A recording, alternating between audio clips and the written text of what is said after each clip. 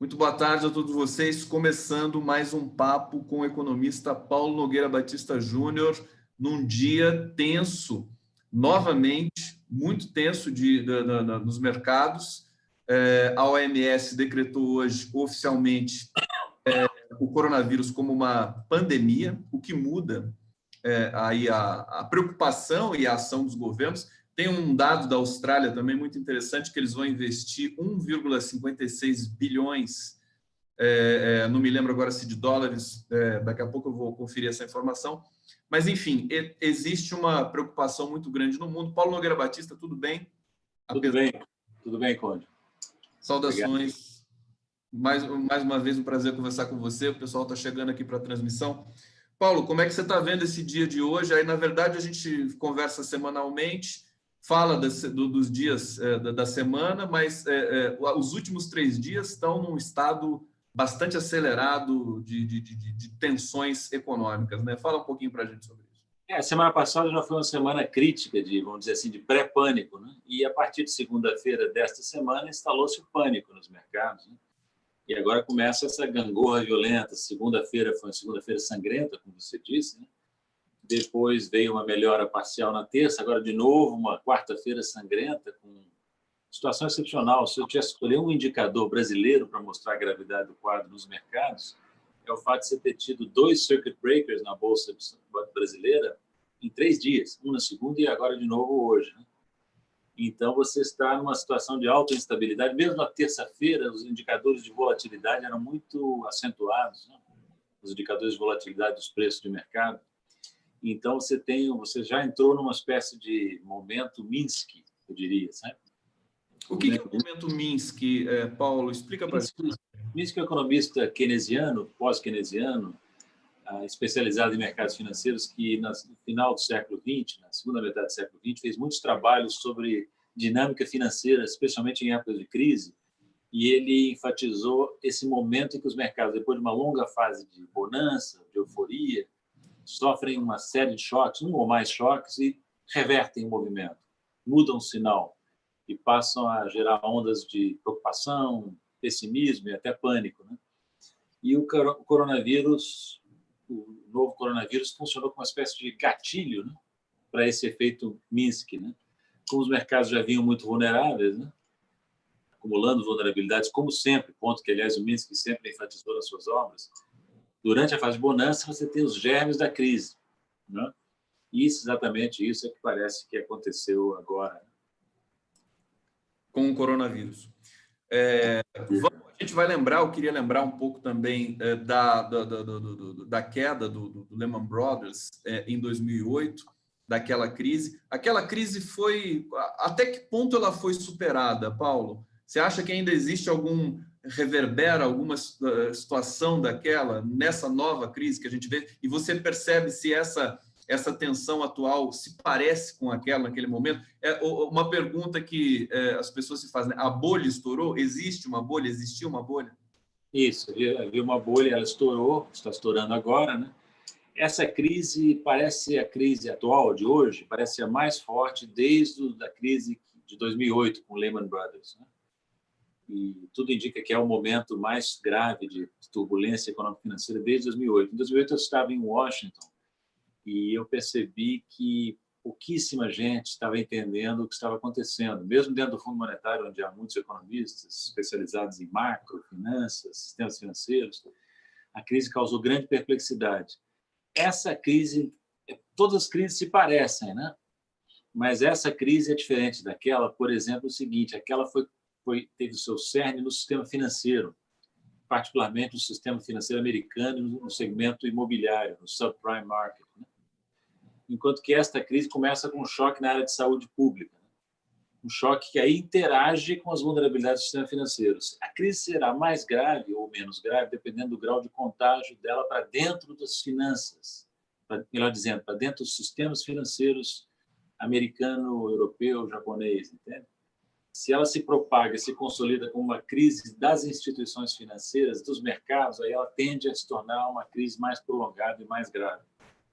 Perfeitamente. Eu quero perguntar para você sobre algum bastidor também daquela crise de 2008, mas antes disso, eu queria falar do seu artigo publicado na Carta Capital e também numa versão ampliada no GGN, em que você diz justamente isso, que acho que é importante para a gente entender o que está acontecendo hoje no mundo. Deixa eu só abrir aqui e mostrar para o nosso público aqui o artigo do Paulo Nogueira Batista Júnior, Coronavírus e o fim do voo da galinha.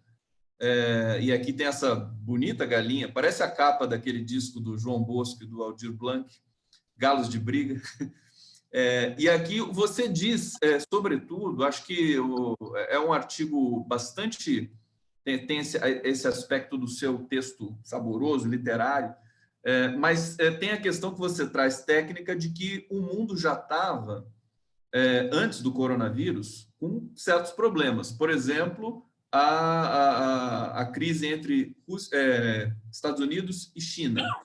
Contextualiza para a gente isso, quer dizer, o mundo já não vinha bem, os mercados já estavam num problema e o coronavírus disparou. Na verdade, o sistema econômico internacional já vinha sofrendo choques antes do coronavírus.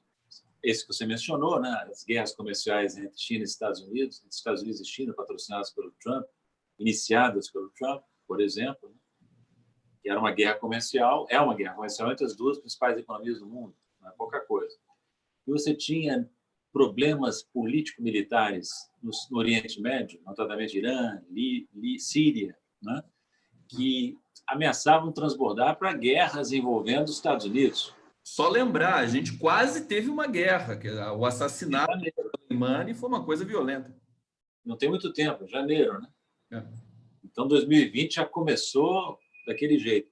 Agora, para contextualizar melhor, é importante distinguir esses choques exógenos ao sistema econômico das fragilidades endógenas que o sistema financeiro gera nos períodos de abundância, que é o ponto, volto a citar o Minsky. O Minsky é um economista não muito conhecido, mas toda vez que rompe uma crise, o nome dele volta a ser citado, até pela turma da bufunfa, que normalmente... Até pela turma da bufunfa.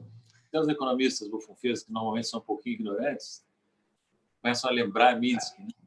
O Minsky foi ressuscitado quando houve a crise do Lehman Brothers, com razão. Né? E o Keynes também, né? E o Keynes também. O Keynes é mais conhecido, né? O Minsky é um sujeito que ficou um pouco à margem, mas o que eu estou dizendo é o seguinte aqui, como apontavam economistas tipo Minsky, mas também o Keynes, o sistema financeiro é uma máquina de gerar instabilidade, entende?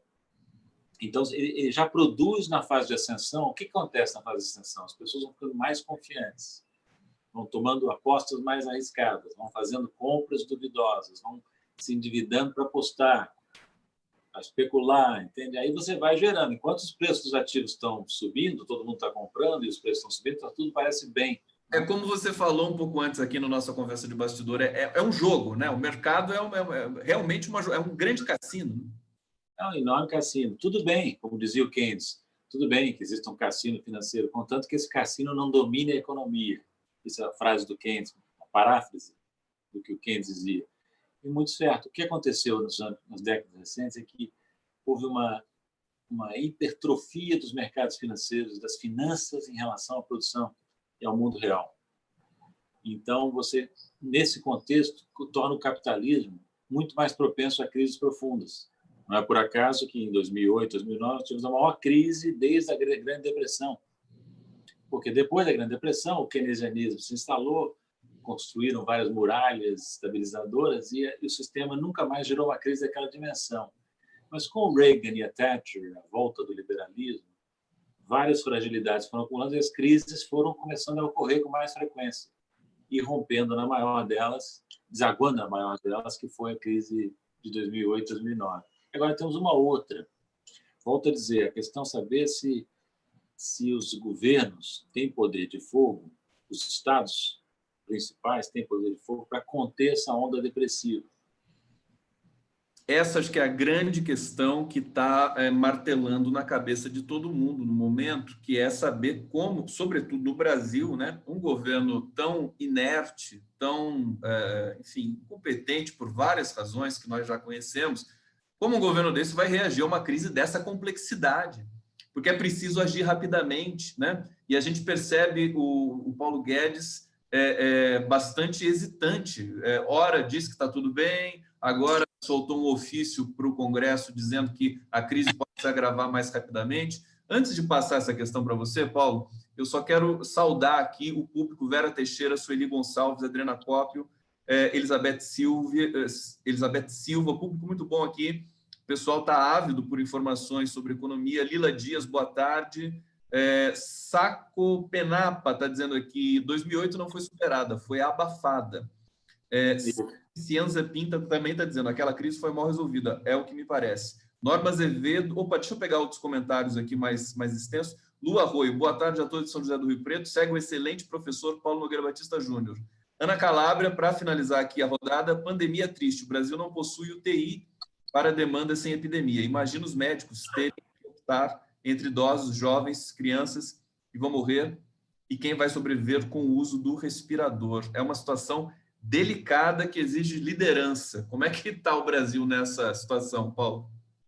Eu vou falar do Brasil, mas antes eu deixei de lado uma questão importante. Como disse das pessoas que se manifestou aí, ou duas delas, né? A crise de 2008 nunca foi inteiramente resolvida, ela foi abafada, né? Por quê? Porque os Estados Unidos e a China, notavelmente, cresceram razoavelmente, bem até. Mas grandes partes da economia mundial nunca se recuperaram inteiramente da crise. Europa, Japão, por exemplo. Né? E a crise de 2008 deixou, não vamos esquecer, um legado político muito sério, que foi o sentimento das populações europeias e americanas de que vale tudo para salvar os bancos, mas o cidadão comum não tem socorro nos momentos de dificuldade. Né? Perde a sua casa, perde o seu emprego, perde as suas condições de viver, perde o seu plano de saúde. Então, não é por acaso que elegeram Trump, elegeram Boris Johnson, vários outros populistas de direita. Há um sentimento de que o sistema democrático, na verdade, é um sistema plutocrático. Isso decorre, em grande parte, não apenas, mas em grande parte, da maneira como não se resolveu, na verdade, a crise de 2008. Mas sobre o Brasil está uma questão seguinte aqui. Agora, quando há uma crise, você precisa do Estado para funcionar como elemento de socorro, de estabilização. Eu até vou dizer uma frase aqui. No momento da crise, na crise aguda, somos todos keynesianos. Né? O problema é que nós temos no governo hoje uns liberais dogmáticos na área econômica. Liberais dogmáticos capitaneados pelo Paulo Guedes. E eles vão ter dificuldade de fazer essa reconversão para um keynesianismo qualquer, entende? E não adianta dizer, viu, como tem sido dito, nós não temos espaço fiscal para atuar. Isso é coisa de economista tradicional. É claro que o Brasil não tem um espaço fiscal maravilhoso, mas algum espaço fiscal a União tem. Tem bancos públicos, tem BNDES que pode ser, que em vez de ser amarrado, contido, pode ser utilizado de forma contracíclica. Né? Tem outros bancos públicos, tem algum espaço ainda que limitado no orçamento. E muitos no momento como esse, muitos vão se dar conta de que é importante aumentar o investimento público, especialmente de infraestrutura, que é muito carente no Brasil e no mundo. Então, você vai ter um surto de opiniões aí no mundo, você vai ver, já está acontecendo, de economistas pregando a retomada do investimento em infraestrutura, até mesmo em países como o Brasil, que não tem situação fiscal muito folgada. Agora, o Paulo Guedes quer aproveitar para acelerar, ele usa a expressão acelerar reformas, quer aproveitar esse estado, digamos assim, de tensão nos mercados, nos trabalhadores, nos empresários, para acelerar questões ali junto ao Congresso. Pode piorar a situação? O que você acha? Olha, eu não acredito que isso vai funcionar, porque, fora as questões políticas importantes, as barreiras políticas à aprovação de certas reformas, elas mesmas, na maior parte das vezes, são contracionistas, retiram demanda da economia. Por exemplo, a reforma administrativa, se for levada a cabo do jeito que vem sendo esboçada, reduz horas de trabalho, horas trabalhadas, reduz salário, reduz emprego público. A reforma tributária nada faz para elevar o estímulo. As PECs que foram apresentadas, as propostas de emenda constitucional que foram apresentadas no final do ano passado, estão emperradas no Congresso são contracionistas, elas retiram demanda da economia. Aprofundam o problema, na verdade. Parece que tem um erro de conceito, né? É um erro de conceito, porque o conceito deles é um conceito, que eu já disse isso várias vezes, vou repetir, é um conceito do Paulo Guedes ultrapassado. Foi testado, é uma teoria de expectativas racionais que diz o seguinte: se você faz reformas de fundo com efeitos de longo prazo, os mercados percebem a racionalidade das suas reformas e reagem investindo, gastando mais. Não acontece assim. Veja, eu não estou dizendo que não é importante a expectativa. Claro que é. Credibilidade, claro que é. Entende? Mas não é uma ilusão imaginar que com reformas ditas estruturais, conservadoras, você consegue, por um passo de mágica, provocar um choque de expectativas. Não é assim que funciona. Como é que funcionam as retomadas em momentos de recessão? Quando o governo, os bancos públicos atuam liderando contraciclicamente o processo, ou quando a economia é muito pequena e aberta, no meu caso do Brasil, se ela sofre um choque positivo externo, por exemplo, uma retomada de demanda por exportações do país ou uma descoberta de recursos naturais, não é o caso brasileiro. Então, se o Brasil não tiver condições de, com credibilidade, aumentar o gasto público, especialmente em investimentos de infraestrutura, ou reduzir a tributação sobre setores de baixa renda que tendem a consumir mais, vai ficar essa mixórdia. Vai prosseguir nessa engrenagem aí do horror. Paulo, eu tenho curiosidade para saber, em 2008 você disse que você estava em Washington, estava no FMI, e aí você destacou que as pessoas não entendiam muito bem o que estava acontecendo na crise do Lehman Brothers, ali naquela, todo mundo ficou um pouco em pânico, tudo mais. O pânico passa a ser também um valor nessa tensão dos mercados aí. Eu queria te perguntar o seguinte: o que você acha que eles estão agora diante dessa nova onda, que é um problema transversalizado pela questão da epidemia, da pandemia e da própria internet, dessa velocidade da informação, um patamar diferente de informação? Será que eles estão sabendo? Devem estar meio que mais ou menos no mesmo patamar. Você imagina se está uma bagunça aquilo lá, não? Olha, eu me lembro em 2008, quando veio o caso Lehman, eu fazia parte da diretoria do FMI.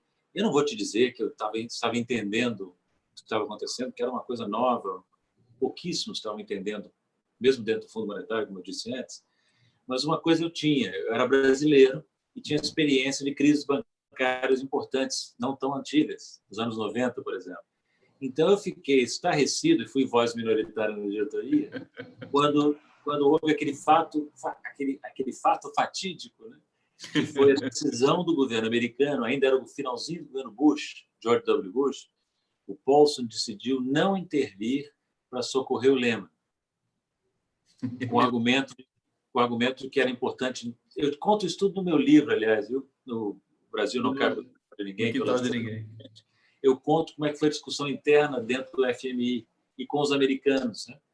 E aí os americanos cometeram esse erro gravíssimo, que foi, numa situação de risco sistêmico, privilegiar o risco moral, alegando que era importante disciplinar o mercado e deixar quebrar quem tinha sido irresponsável, sabe? Aí eu lembro que tinha alguns colegas meus da diretoria, particularmente tacanhos, que disseram: o governo americano fez uma belíssima decisão, traçou uma linha na areia, dizendo: daqui eu não passo. Bom, no dia seguinte, os mercados caíram. No mesmo dia que os americanos anunciaram, houve um pânico nos mercados internacionais e, poucos dias depois, quebrou a grande seguradora deles, a AIG, American Insurance.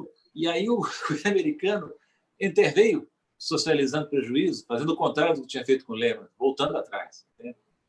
Então, o que eu diria é o seguinte: provavelmente os americanos e europeus aprenderam com aquela experiência. Então, eles vão...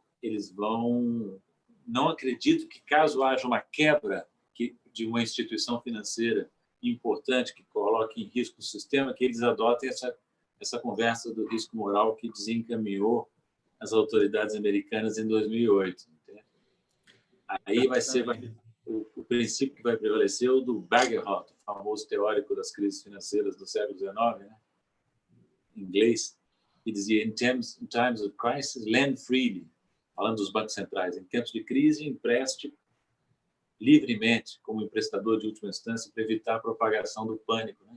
Ou seja, o mundo vai precisar de liderança de governos e de equipes econômicas que tenham domínio técnico do riscado, não é, Paulo Nogueira? Eu vejo as notícias sobre a equipe do Paulo Guedes, eu fico muito assustado. Quer dizer, eu acho que é algo que realmente é muito temerário nas próximas semanas, até porque os dados sobre... E aí tem uma questão da linguagem, né? Pela primeira vez... Acho que a crise do H1N1 há 10 anos não foi tão intensa assim nos mercados, mas pela primeira vez nós temos esse efeito viral do pânico transportado diretamente para uma pandemia biológica no universo econômico, no universo das finanças e dessas apostas aí, né? É o que a gente está vendo nesse momento. Você escolheu bem o título da nossa conversa hoje, uma pandemia econômica e financeira, que tem as mesmas características de propagação que uma pandemia propriamente dita, né? Você tem um contágio muito rápido derivado do fato de os mercados estarem muito interligados, os mercados financeiros particularmente, né? Então, você tem um risco muito grande de colapso, que só pode ser afastado se houver uma ação rápida das autoridades, que já começou, né? Com a decisão do Banco Central americano semana passada, né? Isso de reduzir o juro, né? Isso.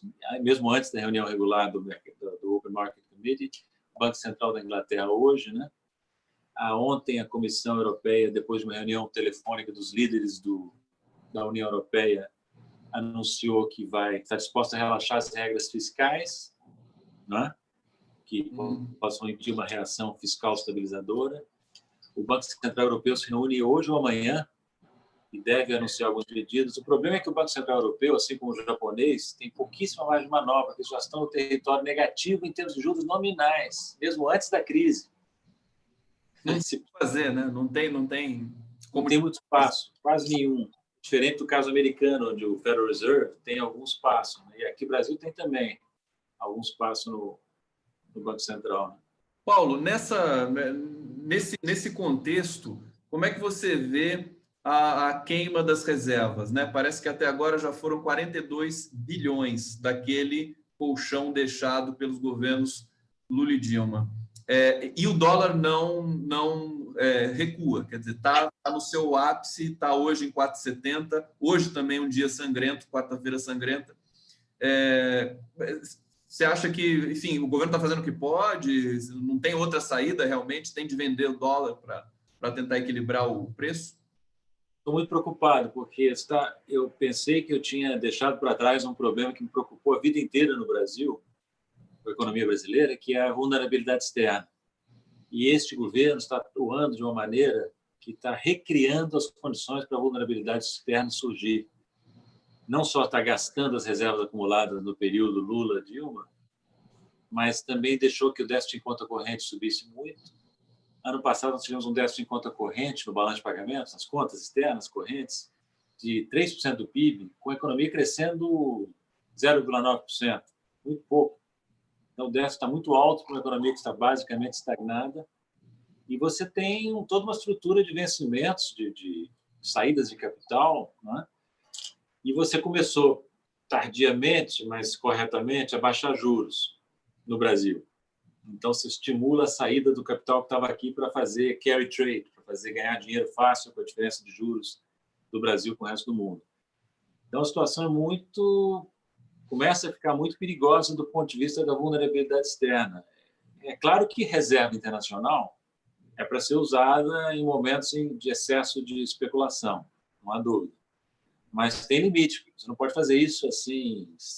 Até porque a saída de dólares também em 2020 foi recorde também na casa dos 40 bi. Esse dado é um dado também bastante impressionante. E já em 2019, já antes. Então, você está perdendo recursos externos, recursos saindo da Bolsa desde o ano passado, se acentuando agora em 2020, e você vai ter que, se você não quiser voltar a subir juros, que eu acho que seria um absurdo, você tem que proteger a economia contra essa turbulência externa. E não é fácil, não. Agora, Paulo, o governo se colocou num corner, de certa maneira. Antes eu tenho o bate-papo aqui está super intenso. Daqui a pouco eu vou ler alguns comentários, mas antes eu preciso fazer essa pergunta rapidamente para você. Em 2008, veio aqui essa crise gigantesca e o Brasil, acho que deve ter sido o país que melhor absorveu os efeitos daquela crise financeira. E aí a gente tece as loas para o ex-presidente Lula. Inclusive, ele falou disso lá em Berlim, no discurso que ele fez ontem. E aí eu quero te perguntar, qual o segredo, quer dizer, como é que o Brasil conseguiu, naquele momento, se manter praticamente blindado, virou a marolinha, essa expressão ficou consagrada. Como é que isso foi possível, né? Fundamentos da economia, liderança, mas tem alguma coisa a mais nessa blindagem brasileira? Tem uma coisa importante, que a partir de 2006, com o Manteiga já no comando da Fazenda, o Brasil começou a acumular reservas. Então, ele chegou na crise de 2008 com reservas altas, acho que 200 bilhões de dólares ou mais, se não me falha a memória. Então, tinha um colchão de reservas. Depois, o governo brasileiro, diante do choque recessivo provocado pela crise do Lehman, o governo brasileiro agiu estimulando a economia pelo lado fiscal e pelo lado monetário. Tomou medidas expansivas, contracíclicas, usando, inclusive, os bancos públicos. E nós participamos também, eu vivi isso diretamente, conto também no meu livro, nós participamos também da articulação no G20, que foi uma articulação conjunta. E dentro do G20, os países que se saíram melhor, além do Brasil, foram os demais emergentes, a China, a Índia, que tinham espaço para retomar estímulos. Enquanto que os Estados Unidos e a Europa, que eram o centro da recessão mundial, a origem, o foco, pediam a nossa ajuda. Venham aqui. Foi aí, viu? É o momento que nasce o Banco dos BRICS também, né? Não, isso foi depois. Depois, mas tudo bem. Nesse momento que houve foi um apelo dos Estados Unidos e da Europa para nós, Brasil, Rússia, China, Índia, para ingressarem no G20 como transformado em foro de líderes, que antes ele era um foro técnico, ministerial. Então, o G20 entrou no lugar do G7 e o Brasil teve um papel central aí. O Lula teve um papel muito importante. Foi aí que, nessa fase, que teve a famosa frase do Obama para o Lula: "This is the guy." Esse é o cara. Por que ele falou isso? Porque o Obama reconheceu o papel de liderança que o Lula teve, inclusive, dentro do G20. Agora, se o Trump fosse apontar para o nosso presidente, ele diria: "This is the clown." Esse é o palhaço. Esse é o Paulo aqui. Muito bom, muito bem lembrado, saboroso. Conversar com o Paulo Nogueira tem dessas situações aí de ativar a nossa memória, né? Eu vou ler alguns comentários aqui, Paulo, do nosso bate-papo. Olha só, Ana Calabria dizendo: reservas sendo usadas para a crise econômica que o atual governo não conseguiu enfrentar. Os bilhões deixados por Lula e Dilma não eram para ser usados assim por erro de gestão governamental. Deixa eu ver aqui mais comentários. Professor Jaime César Coelho dizendo: Paulo Nogueira, forte abraço. Tive a honra de comentar seu livro em Florianópolis. Estou em semi-confinamento aqui em Firenze, está na Itália. O Brasil tem SUS. Nosso problema não será a praga, mas a besta no poder. Fantástico aqui o comentário. Obrigado, Jaime. Enfim, desejando aí tudo de bom nesse controle aí na Itália, que é uma situação. Sérgio Bertozzi está dizendo: a crise atual é só mais uma crise típica do capitalismo, não tem potencial para se transformar em catástrofe e, de alguma forma, mudar o paradigma econômico mundial. É uma pergunta do Sérgio, né? Ipanema, Rio de Janeiro. Comenta, Paulo, essas inserções aqui. Olha, realmente existe essa possibilidade de que essa catástrofe... Porque, veja, o que esse ouvinte falou é importante. Quando houve a crise de 2008, havia essa expectativa: será que essa crise vai obrigar o capitalismo a se reformar? A pelo menos abandonar o neoliberalismo dos anos 80, Reagan, Thatcher? E a verdade é que não. Porque a crise de 2008 foi enfrentada de maneira conservadora e os grandes países do mundo não cederam tanto terreno assim, nem se auto-reformaram. Será que dessa vez esse novo choque importante vai abrir espaço? Talvez, espero que sim, porque o fracasso do neoliberalismo é muito visível, viu? Todas as promessas que foram feitas desde os anos 80 resultaram em quê? Falando dos países desenvolvidos, né? Crescimento muito pequeno, muito menor do que antes, e concentração de renda e de riqueza, insatisfação política, insegurança e eleição de líderes estapafúrdios em países importantes, notadamente nos Estados Unidos e na Inglaterra, né? Então, eu espero que sim. Não é fácil, entretanto, mudar, viu? Porque o que eu vivi lá? Eu tentei ajudar a mudar, não digo o mundo, que seria muita pretensão, mas o FMI, o G20, os BRICS, né?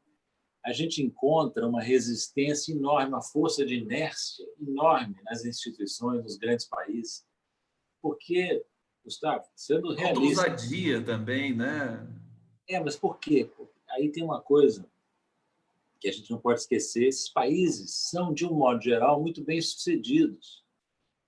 São países ricos, países que dominaram durante muito tempo, continuam dominando. Para eles caírem na real, tem que levar um choque brutal, às vezes. Entende? E tem outra coisa: Europa, principalmente, mas também Estados Unidos, em menor medida, são sociedades velhas, sociedades envelhecidas, com um potencial de renovação muito pequeno. Sabe? Então, eu não espero grande coisa.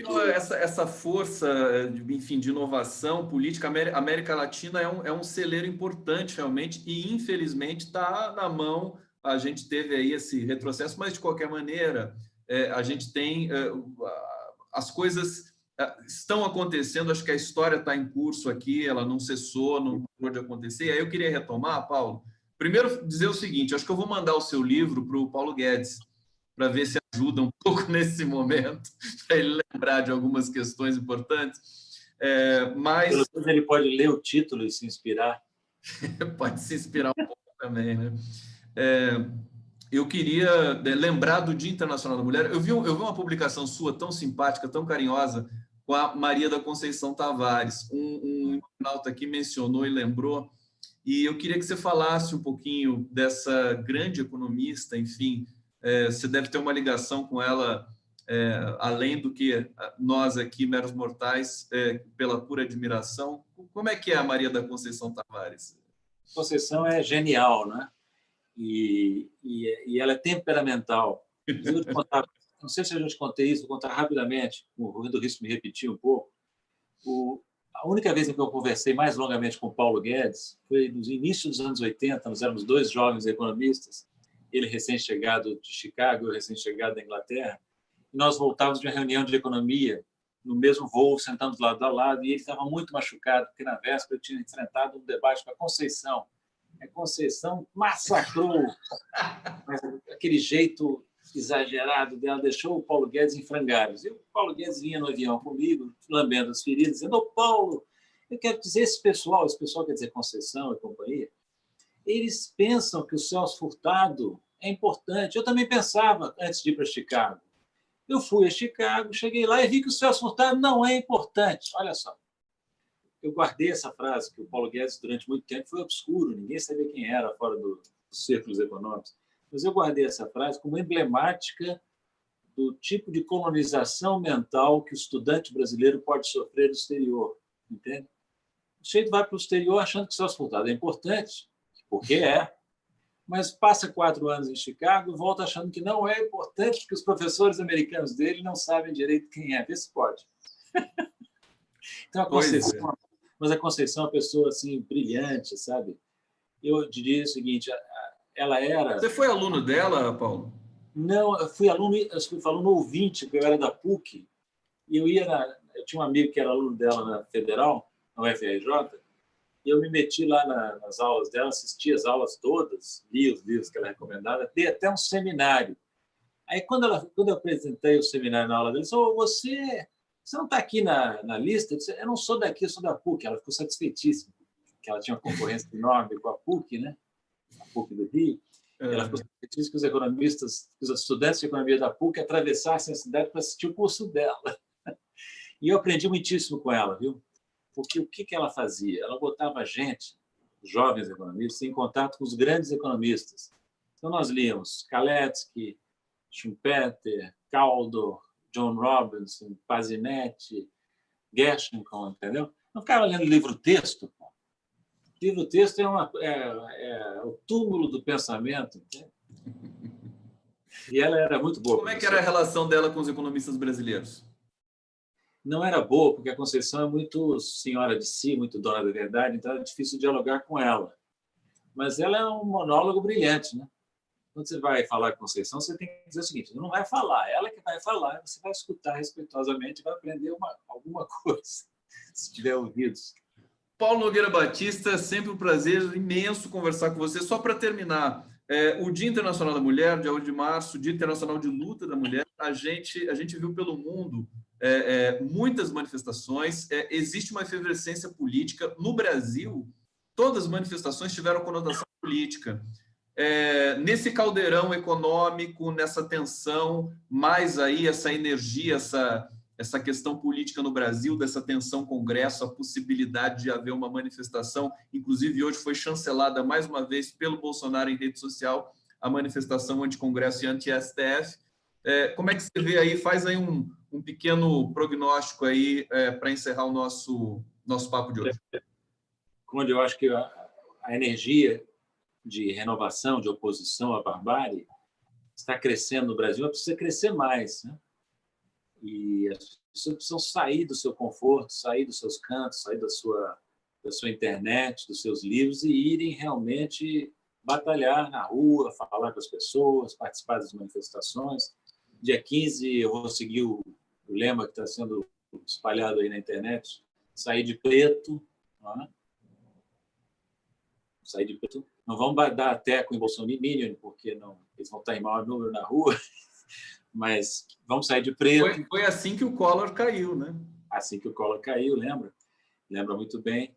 Então, nós temos que, volto a dizer, espírito de Bacurau neles, porque agora que, então, não tem mais esse negócio de ninguém larga a mão de ninguém, ao contrário, ninguém pega na mão de ninguém, né?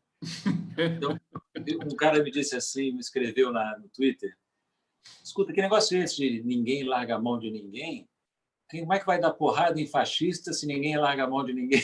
Tem que largar a mão para dar porrada, senão não vai dar. Eu acho que vai ser Espírito Bacurau. Esse filme do Kleber foi um filme emblemático do momento político brasileiro e latino-americano, e nós temos que nos preparar espiritualmente para uma confrontação que não vai se resolver rapidamente, porque o outro lado é forte, é determinado e é agressivo. Muito bom, Paulo Nogueira. Eu tô aqui, enquanto você estava terminando, estava pensando assim, né? Bom, dependendo do que acontecer nos próximos dias, a gente faz uma transmissão de emergência aqui. De repente eu chamo você aí, olha só, aconteceu alguma coisa. Querido, muito obrigado pelas suas explicações, sempre brilhante. Obrigado ao público que acompanhou aqui no canal do Conde o Papo com o Paulo Nogueira, e a gente se encontra semana que vem. Valeu, meu querido. Tchau, tchau.